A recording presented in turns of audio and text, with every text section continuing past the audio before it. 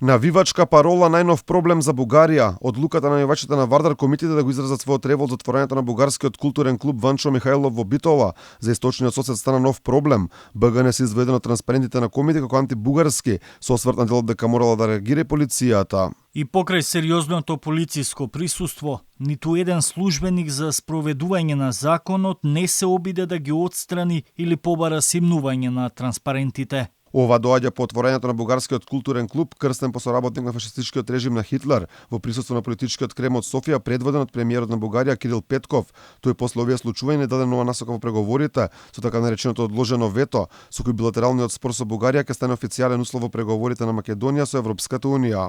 Че всъщност ние не трябва просто да дигнем... Ние не треба просто да го дигнеме ветото, туку да го преместиме. Промената на уставот во Македонија мора да се случи пред првото поглавје и треба да ги ставиме на колосек за Европа, но критериумите што треба да ги исполнат мора јасно да бидат поставени од нас. И даваме пат на Северна Македонија кон Европа, но овој пат е поплочен со барање и обврски. Јасно врамени и кој ги користи цела Европа за да обезбеди напредок што сите сакаме да се случи таму. Дека патот кон него ќе биде трнлив, не порача заменичката на Румен Радев Илијана Јотова, која ни наброи колку услови мора да исполниме за да го добиеме тој толку посакуван датум. Бугарија има 4 условија, 5 условија. Бугарија има 5 услови кон Македонија кои се поставени многу одамна.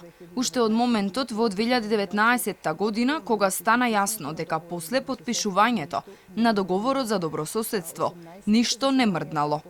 После 18 седници на мешовитата историска комисија ниту еден ред не е сменет во текстовите во училиштата во Македонија.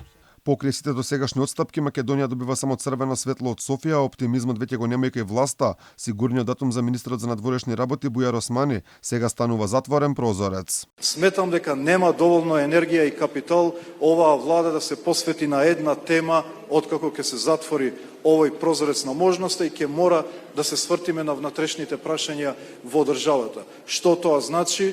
Ќе треба, се разбира, Европската унија да одлучи што понатаму, но топката веќе не е во нашиот двор, топката е веќе во Софија, затоа што ние направивме све што можеше да се направи како еден конструктивен партнер во овие разговори. Официјална Софија бара бугарите да влезат во македонскиот устав како државотворен народ, но не гарантираат дека и ова отстапка би значила кревање на блокадите.